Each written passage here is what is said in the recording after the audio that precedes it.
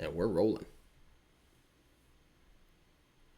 Good morning and welcome to the mailbag, everybody. This is Wait, the hold on. walk-off. What was with that pause? Well, I Did just you didn't not? know how to start it Did there. you not have I was- confidence that the recording was going, and you're waiting for me to be like, "Whoa, whoa, hold on"? What happened? The board isn't working. It's all good. No, We're I just rolling. didn't know. This is I was a like, terrible intro now. I didn't know if I've I made it wanted to say worse. good morning or not because this always airs in the afternoon, even though it is morning right now. So that's what happened there. But anyways, it's my favorite show we do. It's the mailbag. Yes. It's where your comments and questions come to the forefront here. Adam takes the time to comb through the YouTube comments every single week, and we actually had quite a few Really interviews good as ones. well. So we had a lot of comments this time. We had some DMs on Twitter. Of course, you can always get a hold of us there at Walk Off Podcast. Instagram, you can do the same thing. That's the Walk Off Podcast, or you can go in Discord. I know we've always got a ton of comments there. Discord, constantly an ever growing little community. I know we've had about half a dozen people join just in the last week. We're pushing over 150 people in there. You can always join for free. The link is in the show notes. Patreon. Adam will take it from here, but we appreciate everyone who is a member. We definitely appreciate the support. Patreon.com/the Walk Off Podcast. We are in double digits now for supporters over there. So David, Abraham, Michael, Sarah, John, Simon, Rashid, Joshua, Jeremy, Ian, and Dunedin Bob. All members of the Patreon. $4 a month gets you access to all the premium content there. Also gets you a shiny golden name tag for the Discord, which, by the way, I know that I'm not caught up on that. I'm having a hard time keeping track because people's usernames are different in all these different places. So if you're in the Discord and you want your shiny gold name bar that says you're better than everyone, As you should. shoot me a message on Patreon and just be like, "Hey, I am such and such in Discord. Give me my goddamn gold name bar, and Do. I will gladly do it." So, yeah, there's that. What do you get for joining Patreon? $4 a month. Baseball movie reviews. So we have Bull Durham, Mr. Baseball, Major League, Moneyball, with Hey Kami as our special guest for that one. And then this past weekend, Scott and I recorded Field of Dreams. So that one will be edited and up later this week for sure. And that was a really fun one to do. Yeah, it was. Yeah, really enjoyed Field of Dreams. The one thing that stands out to me from Field of Dreams on the rewatch, if you build it, he will come. Not they. Not they. They will not come, but he will. And in my mind, it was, I mean, in your mind too, it was if you Yeah. build it, they will come. Yeah. So some little Mandela effect going on there, perhaps. Okay. And then the last thing with Patreon for everyone, I know we've had people join just for this, is that we do release our interviews instantly for anyone in the Patreon. And then what happened, like last week's a great example, right? We had Mitch Bannon of Sports Illustrated. We had Blake Murphy of Sportsnet 590 The Fan. We had Ricky Romero. So we were running out of days to put stuff out. So some stuff got booted down the road. Like Ricky Romero, we released it 6 days after we did the interview. But if you're a Patreon member, that is access from the second that we record. So and it's all unedited. So sometimes all people say unedited. something and put their foot in their mouth. And you get that on the Patreon. So, okay. Enough of that. Mailbag. Let's get into the mailbag. yes, sir. So- Lots to get to. So, first one, here's some trivia for you. Vladimir Guerrero threw first 403 career games, on base percentage of 363 and 87 home runs.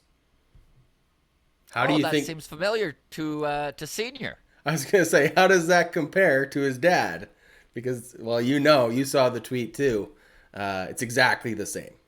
It's kind of insane. It's kind of freaky, yeah. So Yeah, it's Vlad absolutely Jr., Vlad insane. Sr., both with an on-base percentage of 363 and 87 home runs through their first Over 403 403 games. games.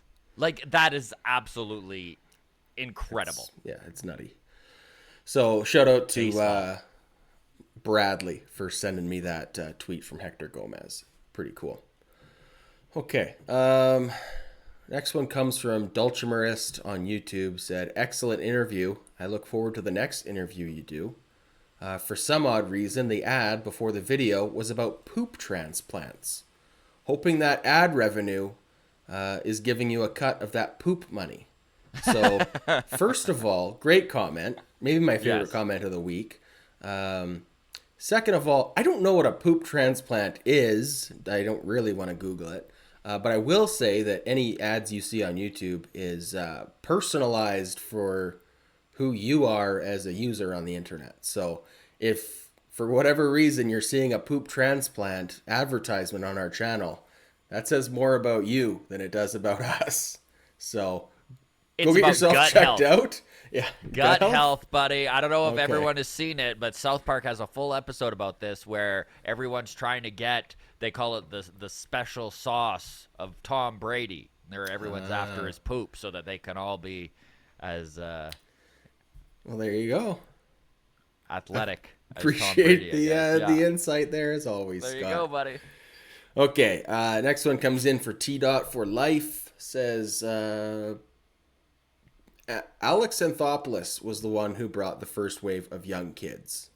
Can someone let me know who Atkins and Shapiro have drafted that have been called up? I'm pretty sure Atkins so far has failed, and Pearson to date is a bust. And you couldn't help yourself. You had to respond I to couldn't this wait till right- mailbag. I had to Yeah, respond you could not right wait till away. mailbag. Everybody knows we are Shapiro Atkins defenders at this point. And this is a little bit of a misnomer amongst some Jays fans, by the way, that this whole team was set up in advance by Atkins, or my apologies, by Anthopoulos. Alex Anthopoulos. Yes, yes, Anthopoulos did go out and sign Vlad. Bo is under the Anthopoulos regime. After that, Here's a couple of names contributing to the Blue Jays this year who are completely free of the Anthopoulos influence. A little guy named Alek Manoah. oh, might right, have we've heard heard of. of him. Yeah, drafted in 2019 and has been called up, in fact, and doing pretty well. So, Alek Manoah for one. Alejandro Kirk, Yes. signed in 2016 out of Mexico. Maybe you've heard of him. Having an all-star caliber season this year. Gabriel Moreno. Right, our other star stud catcher. So, not drafted, but signed out of Venezuela. And guess what? Called up. You may have heard the news. Also, the trade for Teoscar Hernandez looks good. The one-year deals for Marcus Simeon and Robbie Ray, those worked out pretty nicely. George Springer signing looks good so far. I mean, to Kevin say that this Gausman? team is all Alex Anthopoulos and that the Shapiro Atkins haven't done much Isn't looking at the whole picture. That isn't is for looking at sure. the whole picture.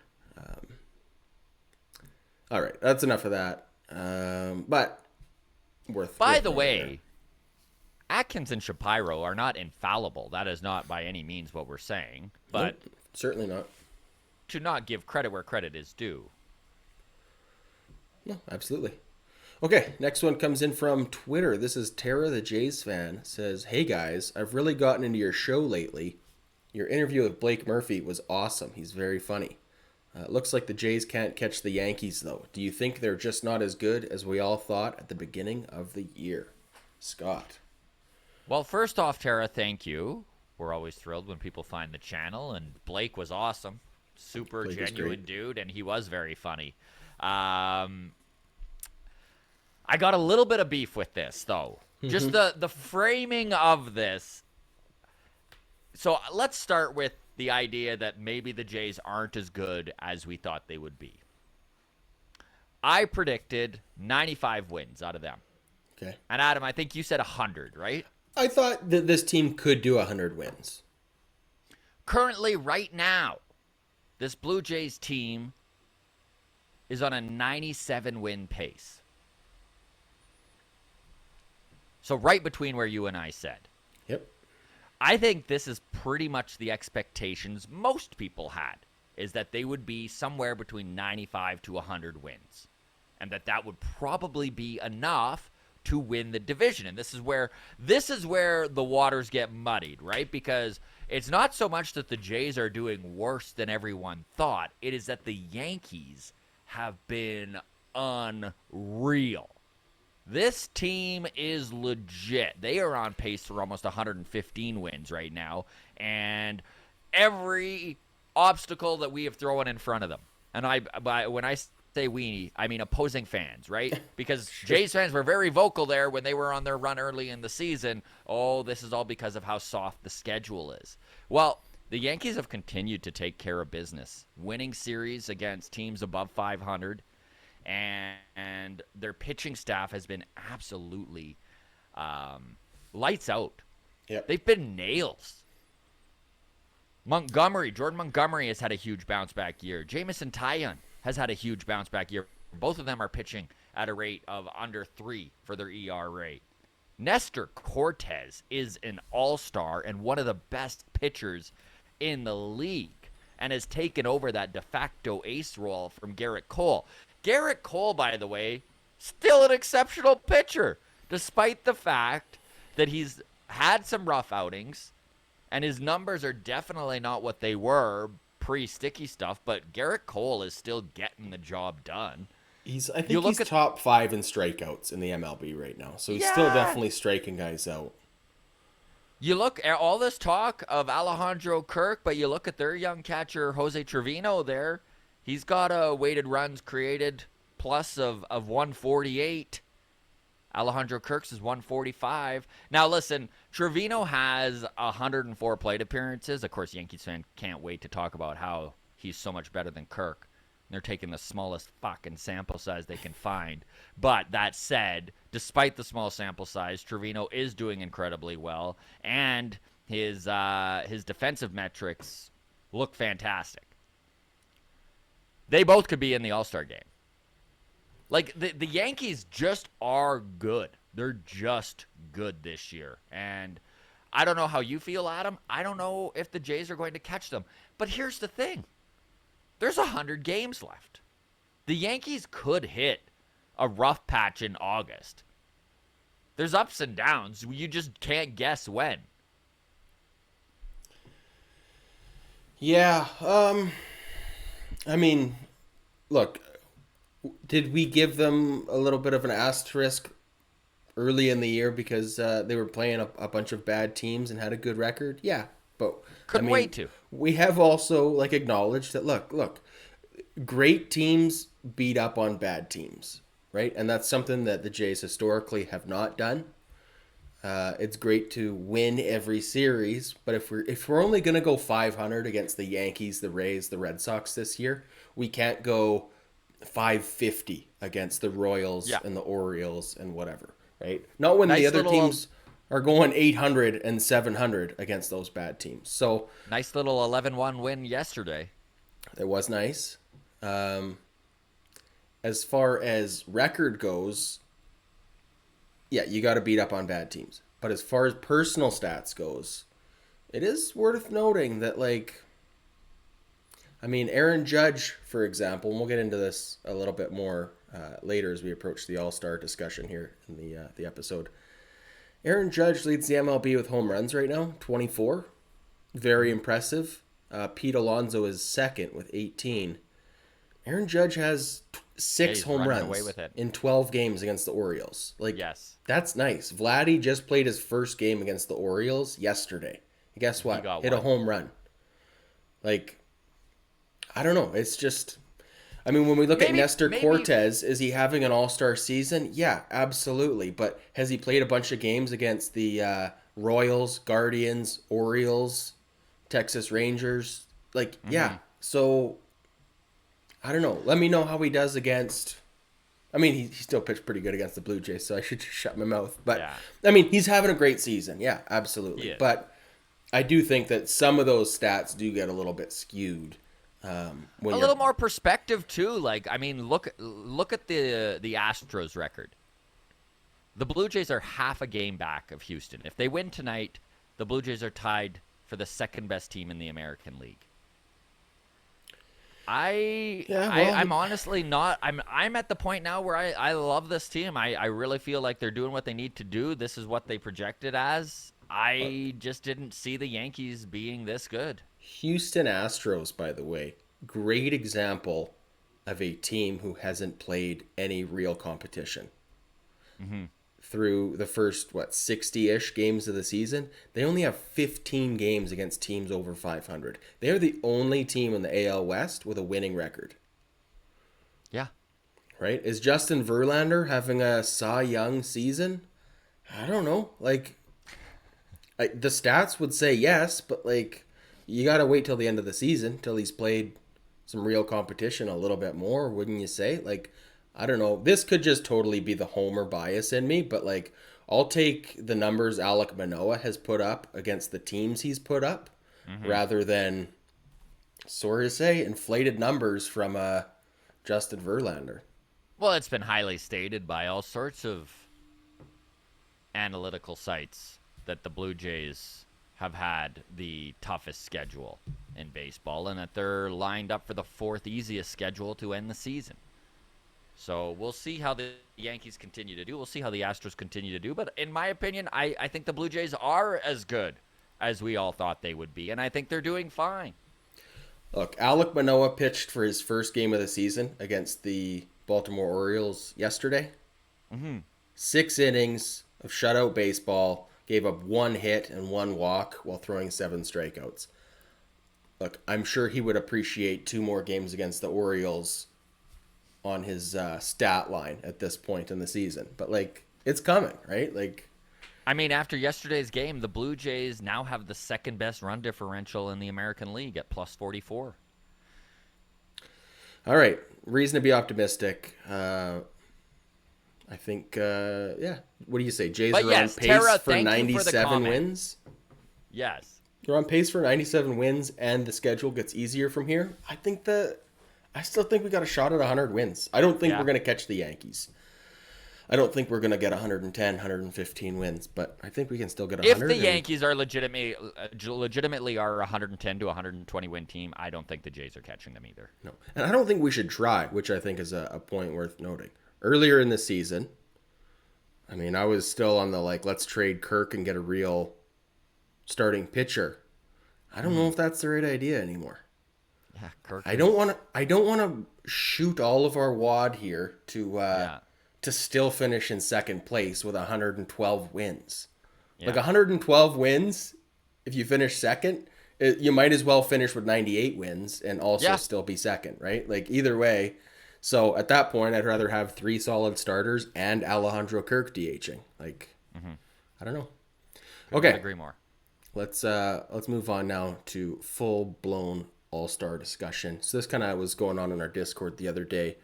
A drinker of beer says the only Blue Jays who are deserving of an all-star appearance this year, Alejandro Kirk, Alek Manoah, and maybe Jordan Romero.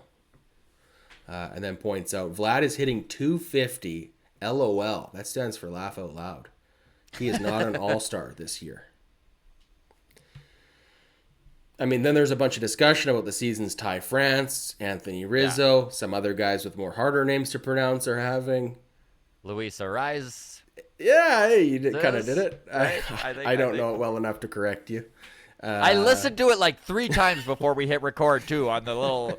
Everyone's like, oh, it's so easy. Just listen to it. And then I get here, and I'm like, my brain's like, what was it again? Arises?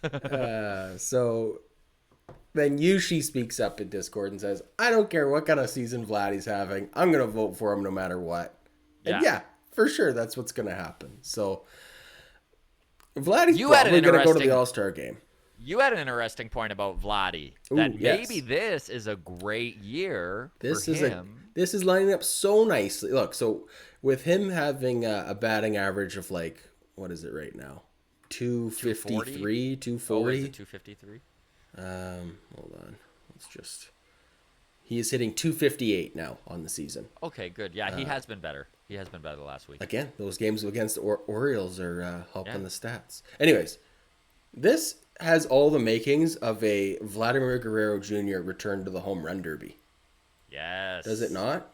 I would love to see it. So, I mean, we all remember that wild home run derby from, what In was it, his rookie season. 2020? Yeah. And, or no, I guess it was 2019, right? Because they didn't have one in the COVID season. Yeah.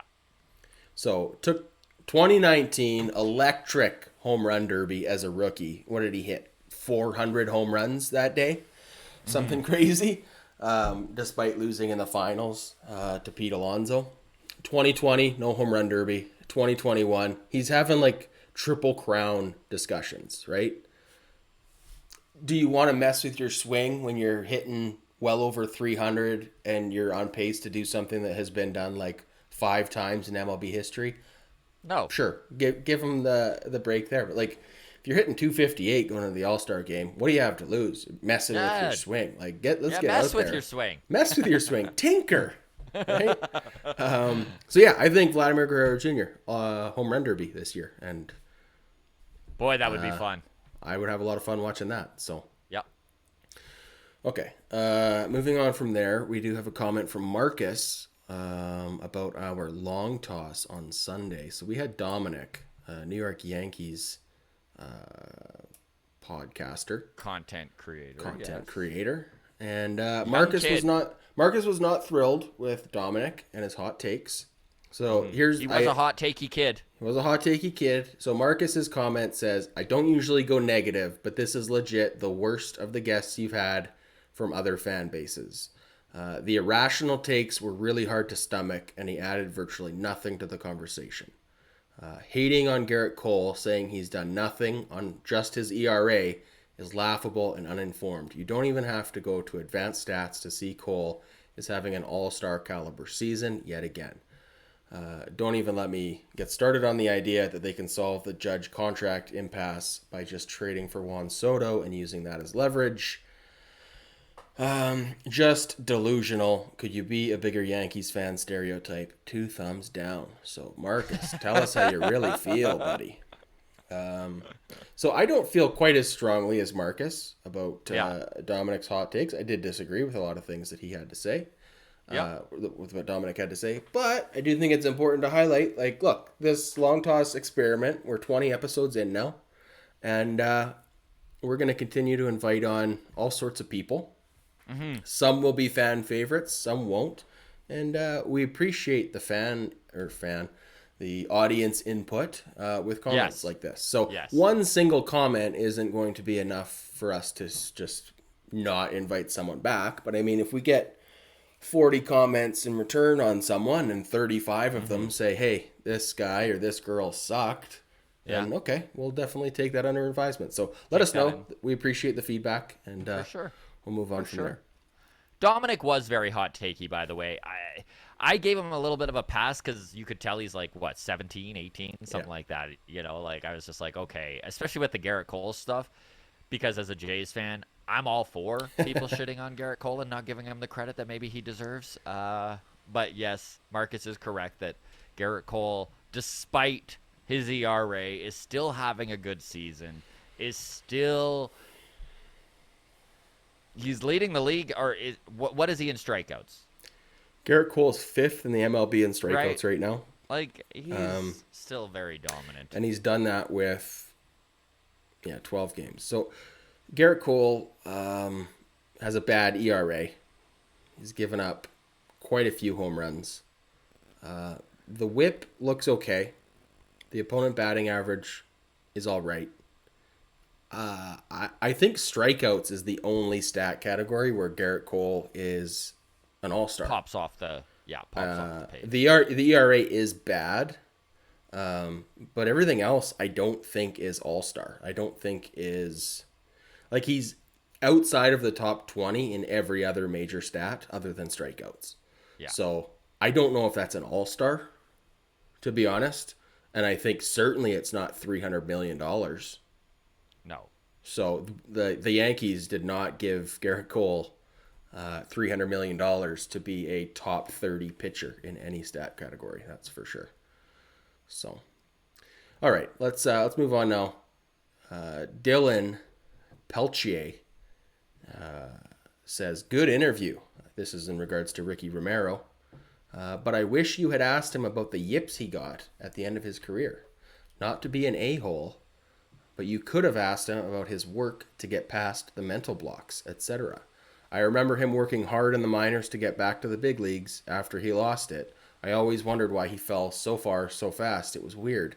I really liked him, always did, just curious why he lost it. Maybe he has advice for younger guys coming up about that. So let's start with, first of all, Dylan, thank you for the comment. Definitely with questions like that, it works a lot better if you get those to us before we interview the guy. Yes. And you're always welcome whenever you hear that we're interviewing somebody. And of course, the best way to know is to follow us in Discord. But if you're not into that, we do mention in advance on most of our shows who's coming on later down the road. And you can feel free to DM us. Again, Twitter at Walk Off Podcast, Instagram, the Walk Off Podcast, and you can get those questions in early. Secondly, this is my opinion, I did not view Ricky Romero's fall from grace as the yips. I felt very strongly that it was a series of injuries that prevented him from ever getting to full health. He left the 2013 season with an arm injury. He had a full year of rehab and then injured his quad. And then his knees started to go on him. So as soon as you start to mess with the base of a pitcher, there's so much power and push off on your legs, and you're using your quads and your knees so much. And so when he was losing that, he even mentioned it a little bit in the interview, where he started to adjust to make up for it, and then he wound up with a hip injury because then he's that's just the way it went for him. So for 4 years, this guy constantly was getting injured. Tweaks here, tweaks there, tweaks here.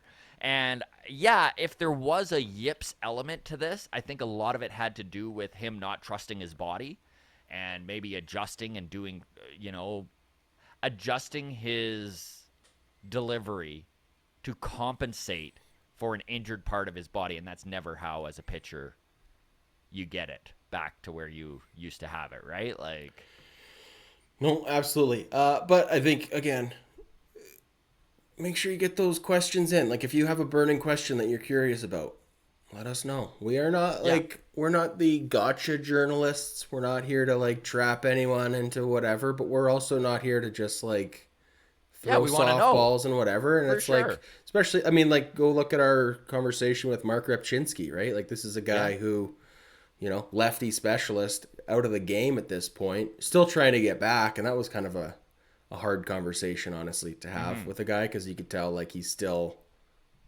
wants it. Ricky Romero is done with his playing career. Yes. So it's easier to have that conversation about in hindsight, hey, let's look back at your career, as opposed to a guy who's like, what do you mean look back at my career? I'm still having it. I'm out right now, but I'm trying to get back. So Yeah. but anyways, Discord, best place to get those in. That is free to join. Link in the show notes or the description of the video. Okay, next one comes from Discord as well. Slightly Used says, any word on Nate the late great Pearson? That's kind of a funny way of phrasing that. Nate the late great. Yeah. Nothing really all that new. He's still continuing to build up from his bout with mono. He's in AAA currently with the Buffalo Bison. He's up to about 2 to 3 innings per outing. I know that we had Mitch Bannon, he's the head Blue Jays reporter for Sports Illustrated, on last Thursday, and he was talking about how he's starting to get his velocity back to around 95 to 97, and I think the Blue Jays would like to see it more in that 97 to 100 range, which is what made Nate Pearson such an enticing prospect and got that hype train so riled up, was that he was consistently hitting that triple digits that you love to see in a young stud pitcher. I think we are going to see Nate Pearson in a Blue Jays uniform this year. I think that the front office still truly does believe in him, and I know that there's been talk amongst the fan base of maybe it's time to move on from Nate Pearson, but I don't think this front office is going to sell low on Pearson quite yet. I don't think there's a reason to. No, I don't think there's a reason to. I think there's now more than ever a reason not to. I mean, look, Hyunjin Ryu injured. Looks like he's going for Tommy John surgery. Yeah. I mean, it hasn't been officially announced. I'm sure between me No. saying this and between us publishing it, something will have been announced because Yeah, that's the of way course. That's things always how go, it goes right? for us. He's still under contract for next year, right? Like the Blue Jays front office had penciled in Ryu 30 starts in 2023, Hmm. right? There's 30 starts that Nate Pearson's going to get a crack at next year, I agree. right? I I mean, mean, we will see. We'll see what happens at the trade deadline on who they bring in. Obviously, the starting pitching will probably be bolstered. Whether it's a yeah, lower end starting pitcher that's going to help them complete the 2022 season, whether they go with a guy that maybe has a little bit of term, we don't know what this we front don't know. office is going to do. So there is 100% an opportunity, though, for Nate Pearson to get some starts next year.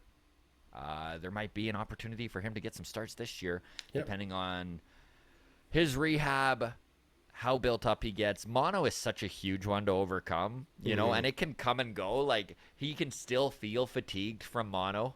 Yeah. So we'll see how it all Well, rolls out. yeah. Beyond that, even just like once it is in your rearview mirror, just the like weight loss Yeah. of going through it, right? Is like you can't just instantly put all that muscle mass back on, right? Like so if we're talking he's hitting 95, 97, like that might be all he hits this year, Yeah, it right? might Like just be that he's. it could take a lengthy physical rehab to put that muscle on to get back touching triple digits. Anyways, that's enough time about Nate Pearson. Yes. Amology says, "Can we have a conversation about Ricky Tiedemann?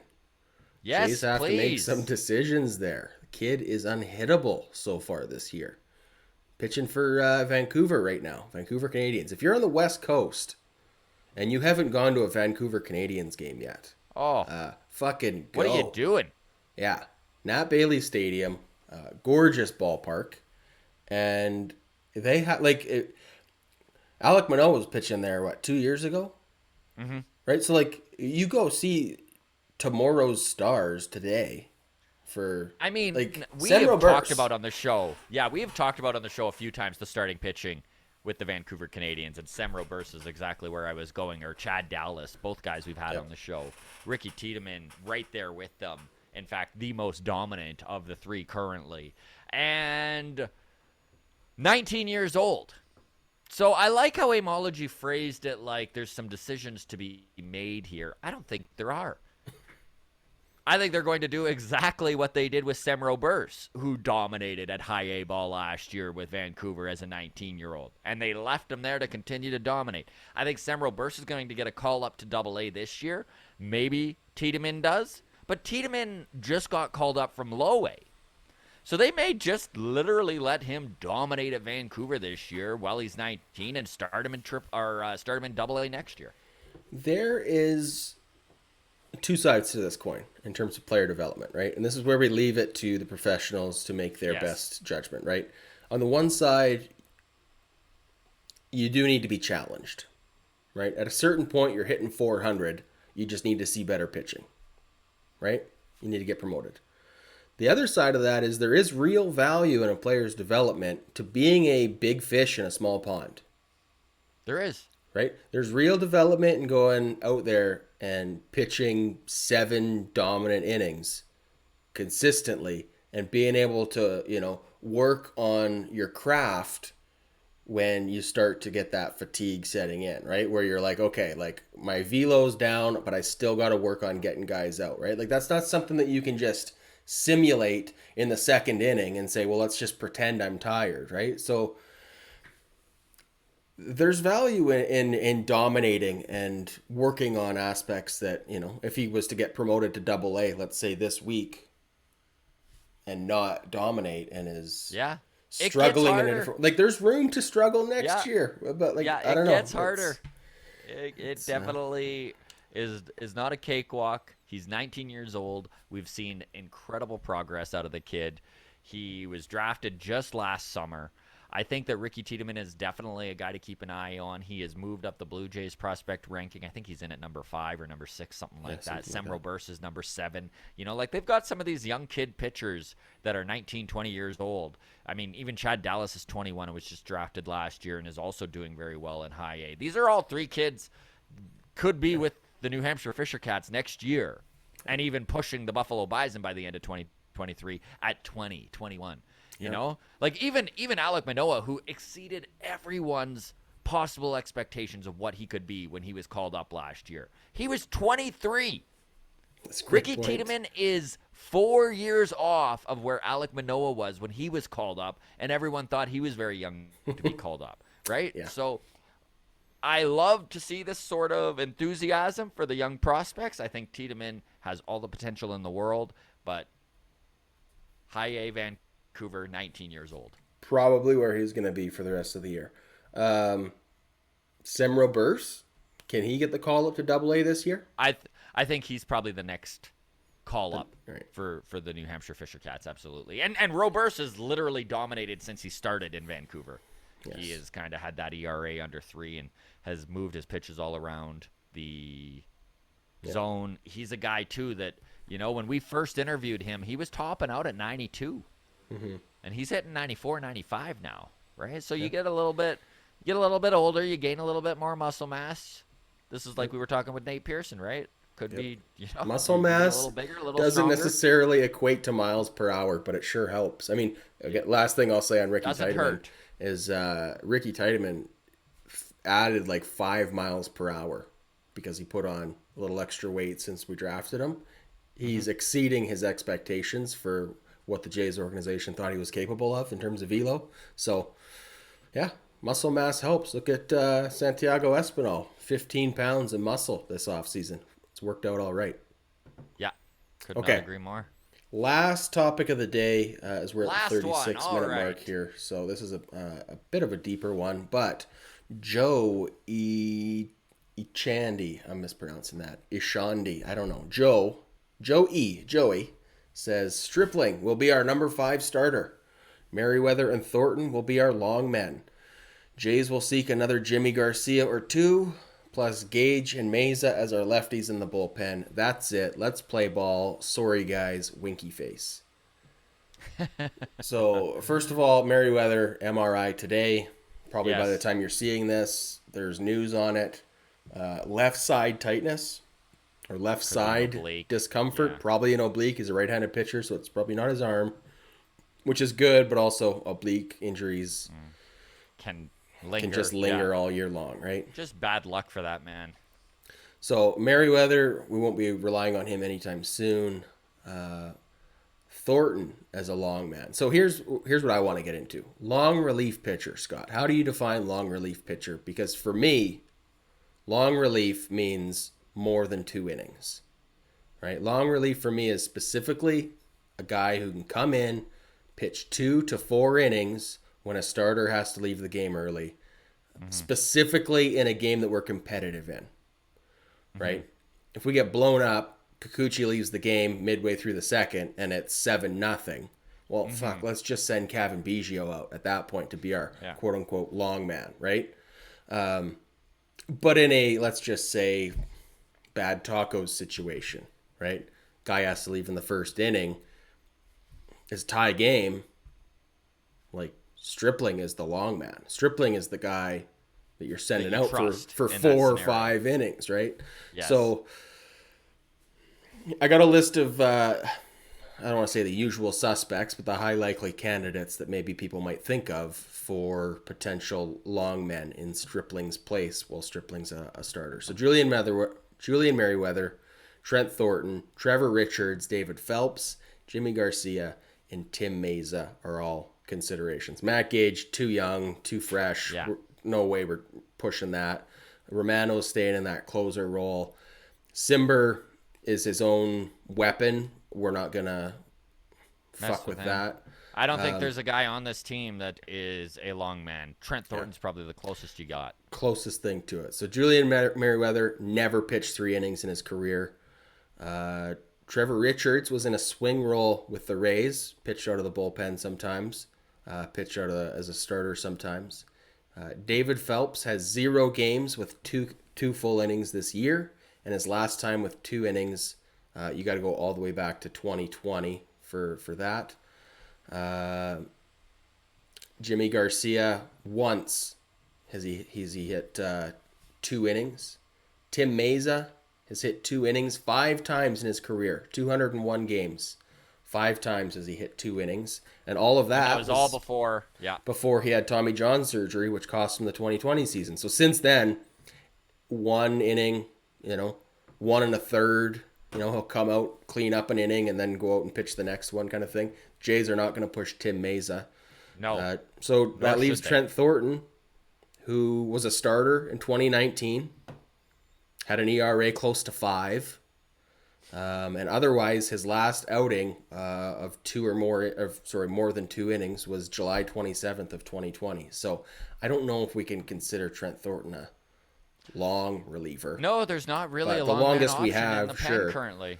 Yeah. So I know we talked a little bit before we hit record here about Casey Lawrence in Buffalo. Right. 34-year-old. Old seasoned vet, right? He's kicked around the minor leagues and the majors for years now. He might be a guy, he's doing really well in Buffalo. He might be a guy that you can slot into that long man rotation now that Merriweather, if he winds up going on the IL, maybe you do see a call up like that. I don't know. We'll see. I mean, Stripling being an option in this starting rotation is a godsend, but it does definitely display a hole in the bullpen. Sure does. Hopefully we can get some nice long starts out of Barrios this week. Continue to perform the way he has been. And hopefully Yusei Kikuchi can settle in and we can have a little bit of an upswing here for an extended period of time. All right, that's all we got for the mailbag today, my friend. Yeah, perfect. Thank you, everybody who has sent a comment in or DM'd us on Twitter at Walk Off Podcast, gotten a hold of us on Instagram, the Walk Off Podcast. Everyone in Discord, we appreciate you all. The Walk Off community is very cool. And if you want to join, feel free to do so. The link for Discord is in the show notes. All right, everybody, we will see you on Friday. All the best. Enjoy the final 3 games of this Orioles series. Go Jays, go.